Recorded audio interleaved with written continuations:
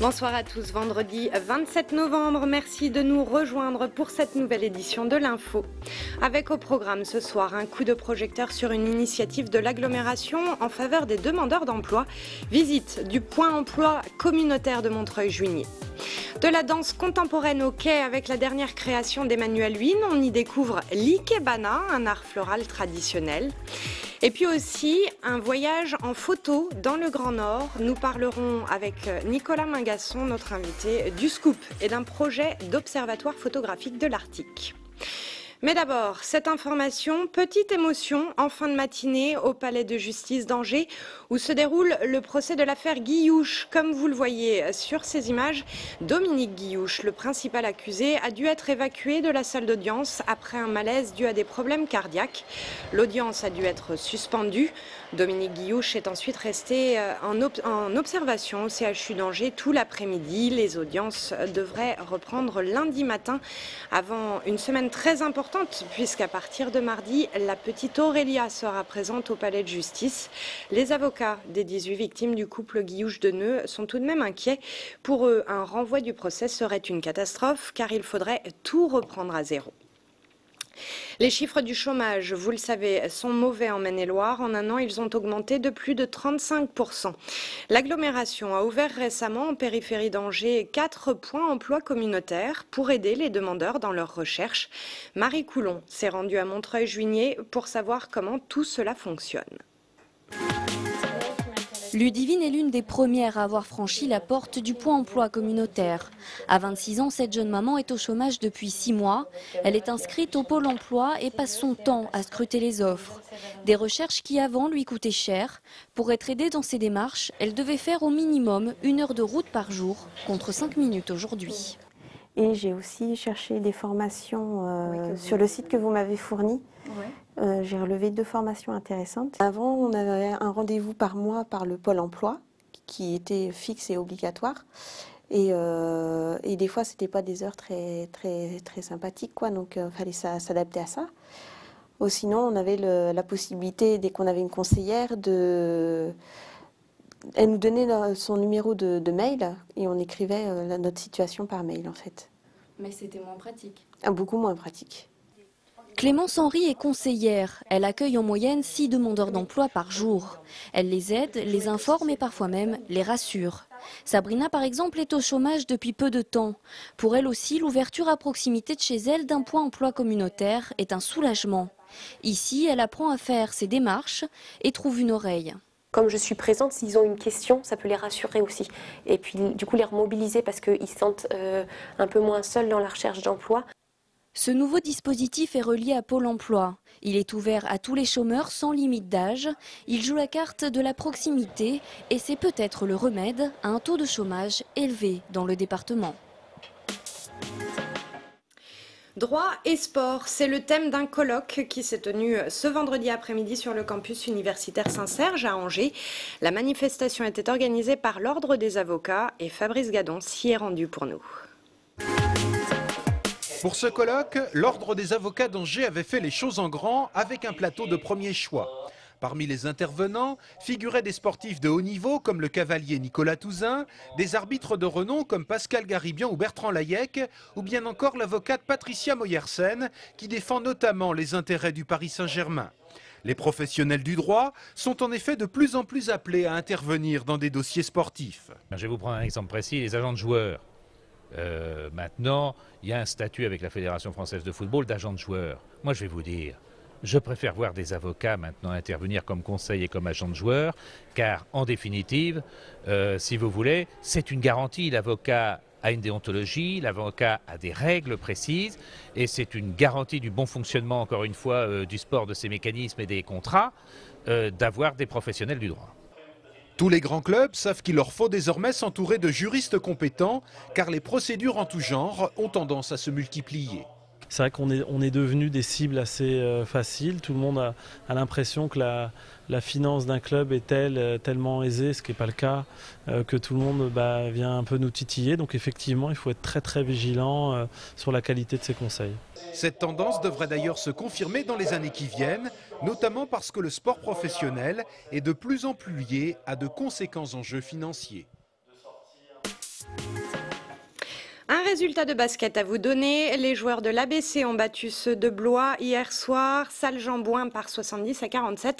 Avec cette victoire plutôt tranquille, les Angevins sont 3e du classement de National 1 à égalité de points avec les 4 premiers.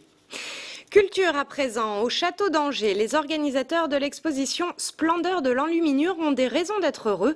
Ils viennent d'ajouter à l'expo l'un des livres les plus exceptionnels de la Renaissance italienne. Il s'agit du traité de géographie de Strabon, un luxueux volume qui s'ouvre sur les pleines pages peintes qui illustrent la couverture du catalogue de l'exposition. Ce livre avait été offert au roi René en 1459. C'est un livre visiblement qui l'a fasciné. Il lui a été offert par un général vénitien en 1459 et le roi René visiblement l'a tout de suite présenté à ses artistes, à Barthélemy d'Eck, au maître du Boccace de Genève, qui y ont trouvé de nouveaux modèles à imiter, des modèles dont on trouve des reproductions dans les différents autres livres exposés dans l'exposition. C'est un de nos manuscrits les plus précieux. Il est très demandé dans le monde entier et on le refuse très souvent. Et là, à titre exceptionnel, vu la qualité de l'exposition angevine, on a accordé ce prêt exceptionnel pour le week-end et quelques jours supplémentaires. Visiteurs de l'exposition, attention, ce livre ne sera exposé que très peu de temps, jusqu'au mardi 8 décembre. Et puis notez encore que le catalogue de l'expo, tiré à 5000 exemplaires, est épuisé, mais un retirage est prévu. Nous prenons maintenant la direction du Théâtre du Quai. La dernière création du CNDC y est donnée en ce moment, une rencontre atypique entre la danse contemporaine et l'ikebana, l'art floral japonais. Cela s'appelle Shimbai, le vol de l'âme. Explication de Nicolas Didel.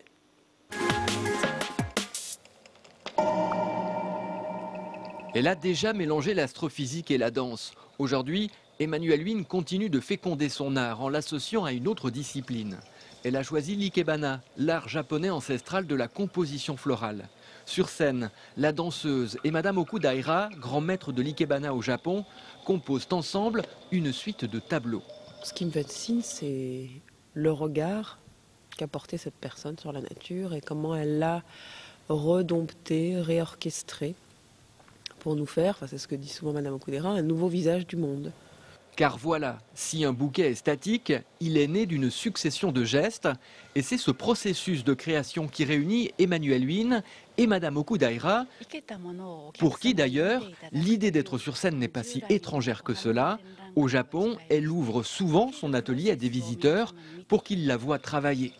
Shinbai, le vol de l'âme, raconte la recherche qu'un seigneur effectue pour voler le secret de l'ikebana. Le spectacle est proposé au Quai jusqu'au mardi 1er décembre. Et sachez que cette création du CNDC va entamer une tournée mondiale. Elle sera donnée prochainement au château de Versailles et lors du Festival d'automne de Paris. Notre invité ce soir participe au jury scientifique du Festival du Scoop. C'est le photographe Nicolas Mingasson, spécialiste de l'une des régions les plus inhospitalières du monde, l'Arctique. Bonsoir Nicolas Mingasson. Bonsoir. Inhospitalier, l'Arctique, ça dépend pour qui, hein, j'imagine. Non, si, c'est inhospitalier et extrême, mais c'est en même temps terriblement humain. C'est ça le. Ouais. Il y a des raisons de tomber amoureux. Vous êtes tombé amoureux il y a 10 ans de cette région.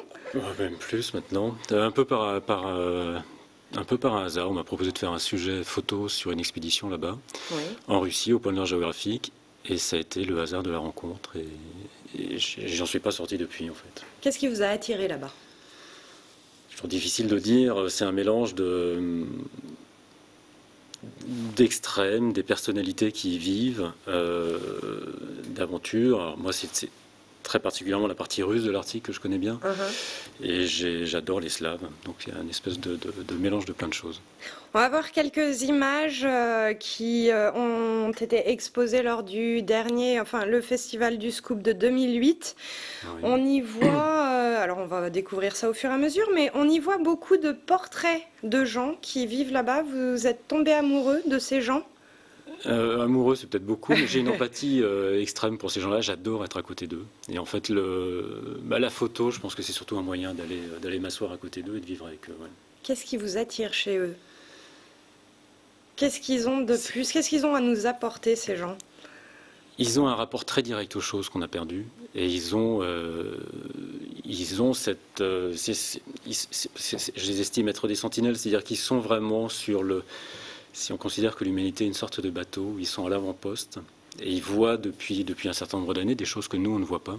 Ce sont les premiers témoins du réchauffement climatique. Oui, c'est pas les seuls, c'est pas les seuls, mais donc ils sont les témoins de beaucoup de choses et ils sont pour moi des modèles sur pas mal de choses en termes de comportement, de société, etc. Vous avez un grand projet, la création d'un observatoire photographique de l'Arctique, qui devrait voir le jour prochainement. Quelle va être la mission de cet observatoire? Alors l'idée, c'est en fait je mets dans cet observatoire des idées que j'ai accumulées depuis un certain nombre d'années et l'idée c'est de pouvoir collaborer avec des scientifiques pour produire un certain nombre de choses, donc de suivre des missions scientifiques, de produire des grandes missions photographiques en s'appuyant sur les conseils et sur le savoir des scientifiques. Et ça permettra également de mener des actions qui seront peut-être moins photographiques, mais qui permettront d'établir des rapports un peu différents avec des populations de l'Arctique, comme par exemple leur distribuer des appareils photo et leur demander de documenter elles-mêmes leur quotidien. Alors ça peut être très mauvais comme exceptionnel au niveau photographique, mais ce qui est intéressant c'est d'inverser le regard et que ce ne soit pas forcément des Occidentaux qui portent toujours un regard sur eux. Et plus globalement, ça servira à quoi? C'est une façon de lutter contre le réchauffement climatique, d'essayer d'apporter des réponses? Non, parce que l'observatoire, il n'y a pas que le réchauffement climatique. Il y a beaucoup d'autres choses. L'Arctique concentre à peu près tous les problèmes qu'on peut retrouver autour de la planète. Donc effectivement, des problèmes climatiques, environnementaux, sociaux, économiques, qui sont très exacerbés parce que c'est des régions extrêmes. Donc ça va permettre de suivre toutes ces évolutions. Donc il y a un travail de mémoire, d'archivage, d'observation, d'archivage et de restitution à travers des expositions, à travers un site internet qu'on va monter, qui sera lancé en février. Et un gros travail, moi je veux que ce soit une plateforme de réflexion également sur tous les enjeux économiques, environnementaux et sociétaux qui sont ceux qu'on est en train de vivre en ce moment. D'accord. Merci Nicolas Mingasson d'être venu sur ce plateau. Et pour ceux qui s'intéressent à ce sujet, votre livre « Sentinelle de l'Arctique » paru aux éditions Gendis-Iuliaux. Avant de vous quitter, je voudrais vous signaler un nouveau rendez-vous sur notre antenne à partir de ce soir et tous les week-ends. Lisa Boval, journaliste à la rédaction, vous propose de découvrir avec elle un agenda culturel plein d'images, de portraits, d'interviews et de bonnes idées de sortie. Cela s'appelle Tout le monde dehors et ça commence ce soir à 20h. Et puis n'oubliez pas, le scoop, ça continue sur Angers 7. Une nouvelle série de documentaires et de reportages diffusés ce soir à partir de 21h. Passez une bonne soirée, un bon week-end et à très bientôt.